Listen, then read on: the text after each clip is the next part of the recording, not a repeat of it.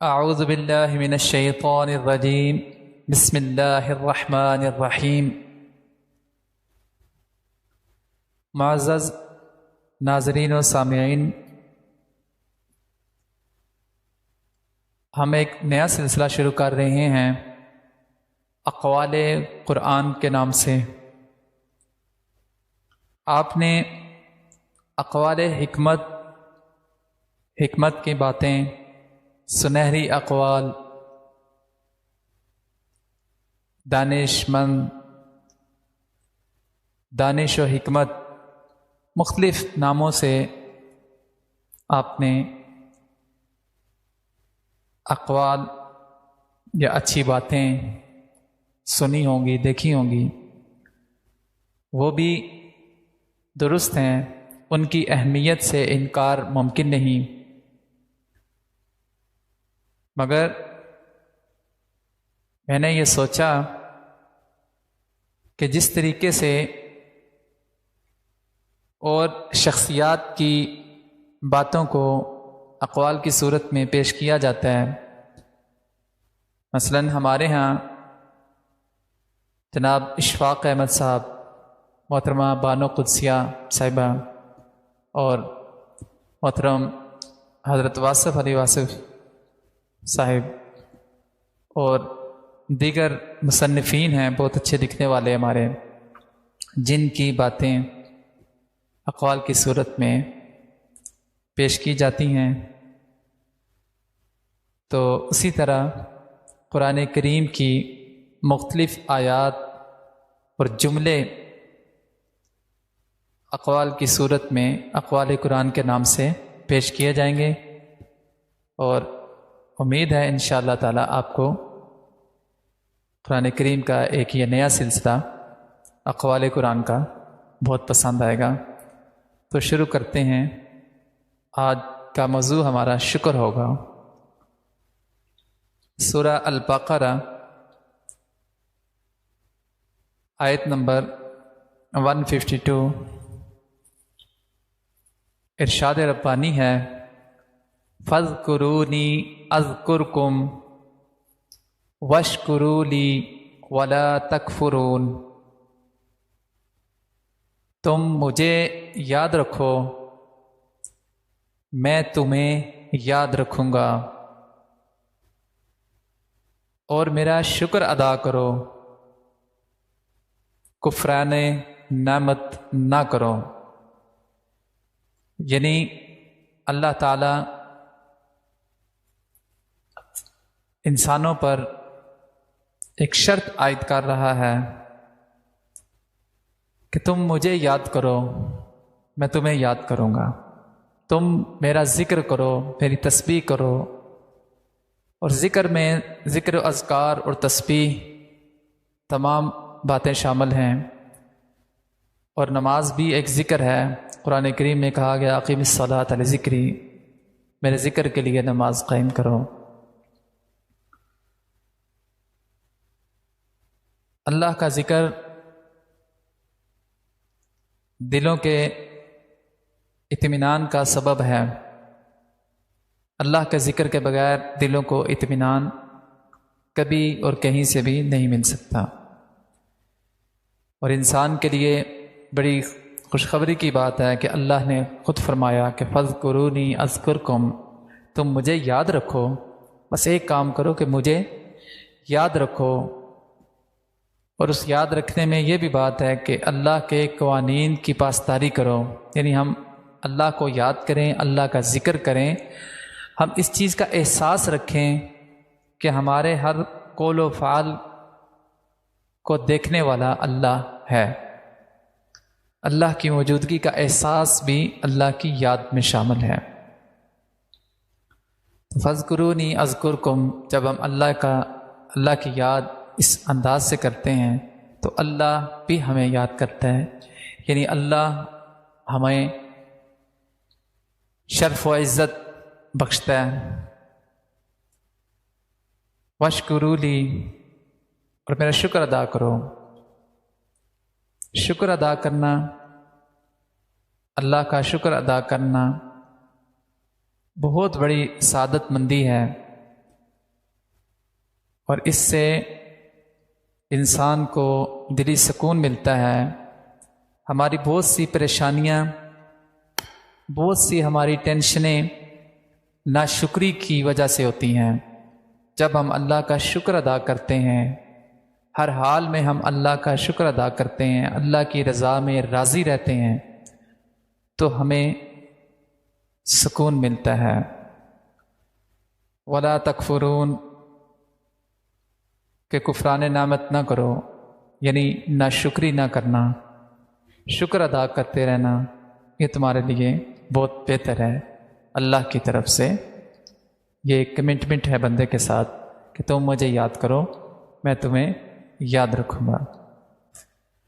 مزید سورہ ابراہیم آیت نمبر 7، لَإِن شَكَرْتُمْ لَأَزِيدَنَّكُمْ، اگر شکر گزار بنو گے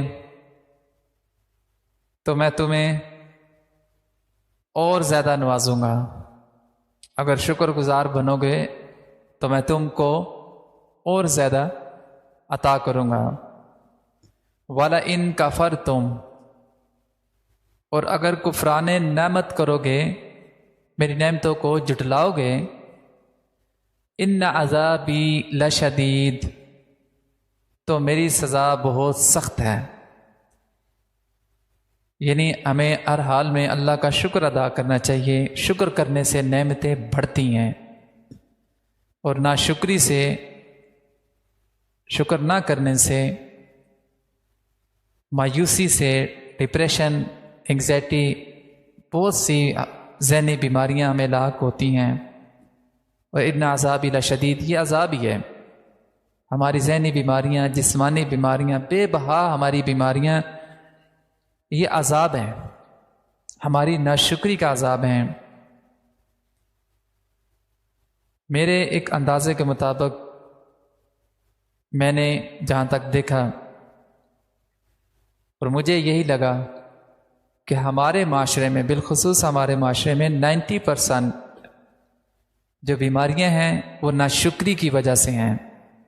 ہماری جسمانی بیماریاں بھی اور ذہنی بیماریاں بھی، اور ہمارے گھریلو معاملات بھی ناشکری کی وجہ سے خراب ہوتے ہیں۔ ہمارے کاروبار بھی ناشکری کی وجہ سے خراب ہوتے ہیں۔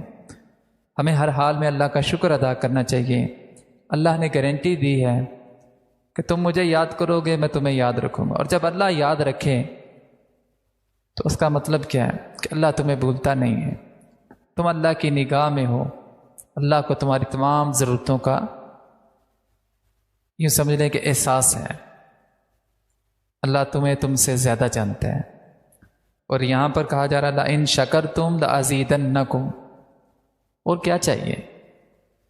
تم میرے شکر گزار بنو، میں تمہیں اور عطا کروں گا، اور زیادہ دوں گا، اور زیادہ دوں گا۔ افسوس کہ ہم شکر ہی نہیں کرتے۔ وَلَئِن كَفَرْتُمْ، اور دیکھو کفران نعمت نہ کرنا، کفر نہ کرنا، انکار نہ کرنا، ناشکری نہ کرنا، ان عذابی لشدید، کہ میرا عذاب بڑا شدید ہے، بڑا سخت ہے۔ جب ہم ناشکری کرتے ہیں، جیسے پہلے میں کہہ چکا ہوں، پھر یہ ذہنی اور جسمانی بیماریاں ہمیں لاحق ہوتی ہیں۔ اللہ کریم ہمیں شکر ادا کرنے کی توفیق عطا فرمائے۔ انشکر للہ، سورہ لقمان آیت نمبر 12، انشکر للہ، اللہ کا شکر کرتے رہو، اللہ کا شکر کرتے رہو، ہمیشہ شکر کرتے رہو۔ وَمَن يَشْكُرْ فَإِنَّمَا يَشْكُرُ لِنَفْسِهِ، اور جو شخص شکر کرے گا وہ اپنے ذاتی نفع کے لیے شکر کرتا ہے۔ اب دیکھیں، انشکر للہ، اللہ کا شکر کرتے رہو، اس کا شکر ادا کرتے رہو ہمیشہ۔ اور ساتھ میں اللہ نے کہا کہ وَمَن يَشْكُرْ، اور جو شکر کرتا ہے، جو شکر ادا کرے گا، جو شکر بجا لائے گا، فَإِنَّمَا يَشْكُرُ لِنَفْسِهِ، اس کا فائدہ اسے ہی پہنچے گا، اسی کی ذات کو، اس کو فائدہ ضرور ہوگا۔ ناشکری کا ان عذاب لشدید کہا گیا، اور شکر کا کہا گیا کہ تمہیں مزید عطا کروں گا، اور یہاں فرمایا جا رہا ہے کہ جو شکر کرتا ہے اس کا فائدہ اسی ہی کو ملتا ہے. یعنی جب ہم شکر کرتے ہیں، جب ہم الحمدللہ کہتے ہیں، جب ہم دل سے اللہ کے لیے تھینکفل ہوتے ہیں، اللہ کی شکر گزاری کرتے ہیں، ہم جیسے بھی حالات میں ہوں، کم کھا کر بھی، کم سہولیات میں بھی، جب ہمارا دل بڑا ہوتا ہے، اللہ کی نعمتوں کا اظہار کرتے ہیں، تو نتیجتاً ہمیں ہی فائدہ ہوتا ہے. ہمیں کیا فائدہ ہوتا ہے؟ اللہ ہم سے راضی ہوتا ہے، ہمیں ذہنی سکون ملتا ہے، ہماری روح کو تسکین ملتی ہے، ہم بہت سی بیماریوں سے، ذہنی بیماریوں سے، ڈپریشن سے، انگزائٹی سے نجات پا جاتے ہیں. یہ ہمیں فائدہ ہوتا ہے، بہت کچھ فائدہ ہوتا ہے. آپ شکر ادا کر کے دیکھیں، شکر سے بڑی کوئی نعمت نہیں ہے. ہمیں ہر حال میں، ہر وقت الحمدللہ کہنا چاہیے. دو تصویر بہت قابل غور ہیں، آزمائی ہوئی ہیں میری 45 سالہ زندگی میں. ایک استغفر اللہ کرتے رہیں اور ایک الحمدللہ کہتے رہیں. حضرت واصف علی واصف صاحب نے بھی فرمایا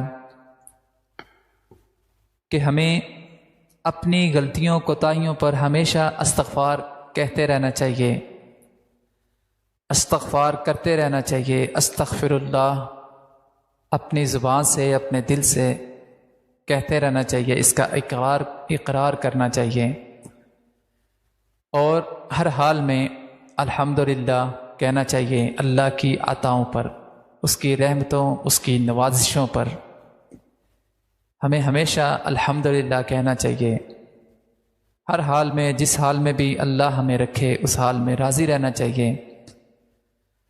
دعا ہے اللہ تعالی ہمیں شکر ادا کرنے کی توفیق عطا فرمائے، ہم اللہ کے شکر گزار بندے بن جائیں.